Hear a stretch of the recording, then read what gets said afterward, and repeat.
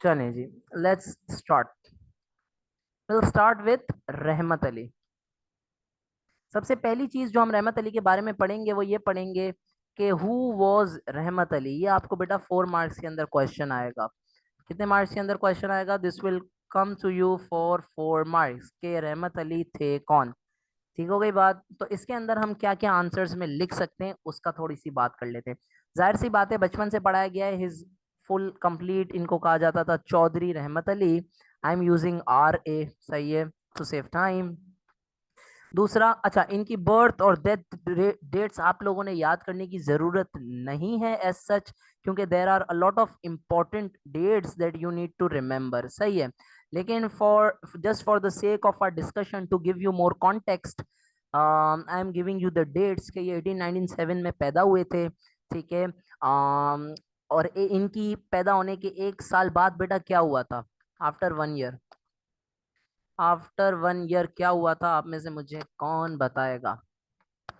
1898 के अंदर किसकी डेथ हो गई सर? सैयद की डेथ हो गई। ठीक है। अच्छा, और रहमत अली की खुद की डेथ कब हुई बेटा? आजादी के 4 साल बाद, इन 1951। कब हुई? इन 1951। ठीक है, जब अर्ली मिनिस्ट्रीज चल रही थी पाकिस्तान के अंदर। ये एक बहुत ही अच्छे नेशनलिस्ट थे, मुस्लिम नेशनलिस्ट थे, जो चाहते थे पाकिस्तान के पास, मुसलमानों के पास पाकिस्तान एक अलग मुल्क क्रिएट हो। ठीक है, और वो इन्होंने आइडिया अपना कैसे दिया उसके बारे में मैं थोड़ी सी आपको देर में बताता हूँ। He was also a student in Cambridge, Cambridge university, CAIE। ठीक है भाई, कैम्ब्रिज के ये स्टूडेंट थे। इसके अलावा अब जाहिर सी बात है, जब लंदन में थे, कैम्ब्रिज के स्टूडेंट थे, तो इन्होंने RTCs भी अटेंड की। ठीक है, ही अटेंडेड द RTCs। और इसमें एक अच्छी मजे की बात बताऊं, RTCs में जो है ना, इन्होंने पहली दफा इनको अच्छे से मौका मिला टू मीट जिना। और इन्होंने जिना के आइडियाज से बिल्कुल एग्री नहीं किया। ठीक है, did not agree with the political ideas of Jinnah. अच्छा जी, पॉलिटिकल आइडियाज ऑफ जिना थे क्या?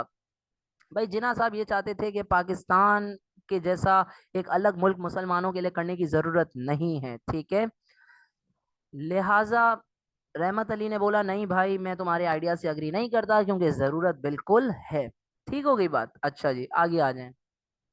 इसके साथ इनको जाना जाता है because he coined the name Pakistan. इन्होंने आपके मुल्क को नाम दिया, ही कॉइंड द नेम पाकिस्तान। अब सवाल ये पैदा होता है कि सर ये नाम इन्होंने कहाँ पर दिया?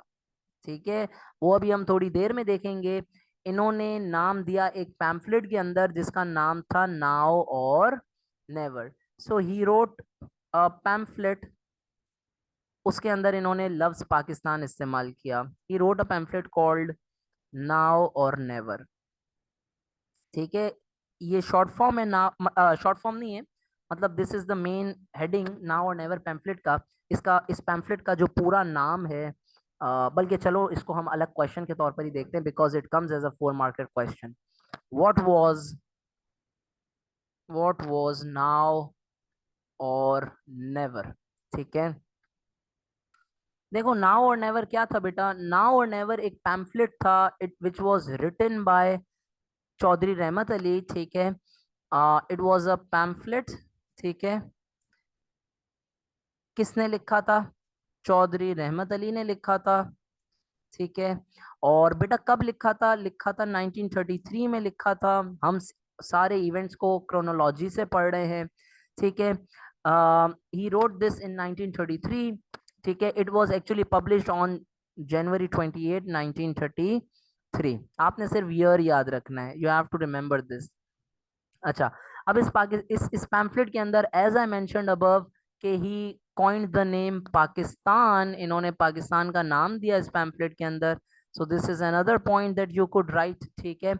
अच्छा, एक इंटरेस्टिंग बात बताता हूँ, जो कि आप लोगों को शायद नहीं पता होगी, और वो ये है कि बेटा ये जो पाकिस्तान हम आज कहते हैं ना कि रहमत अली ने नाम दिया पाकिस्तान, आपको पता है जैसे ही रहमत अली का ये मशहूर हुआ कि he has coined the name Pakistan, there was another guy जिसका नाम था असलम खटक। क्या नाम था? His name was Aslam Khattak, ठीक है, ये भी कैम्ब्रिज के अंदर स्टूडेंट थे। इन्होंने कहा मैंने ये नाम दिया है, रहमत अली ने ये नाम नहीं दिया है। So there was a controversy, there was a controversy as to who actually coined the name Pakistan. ठीक हो गई बात, इसके ऊपर कंट्रोवर्सी थी कि किसने असल में पाकिस्तान का नाम निकाला, but generally we accept the view that it was Rahmat Ali who came up with the name Pakistan, ठीक है। अच्छा, इस पैम्फलेट का फुल नाम था नाउ और नेवर, उसके बाद कोलन लगा के आर वी टू लिव और पेरिश फॉर एवर, क्या हम जिंदा रहेंगे या हमेशा के लिए खत्म हो जाएंगे, ठीक है।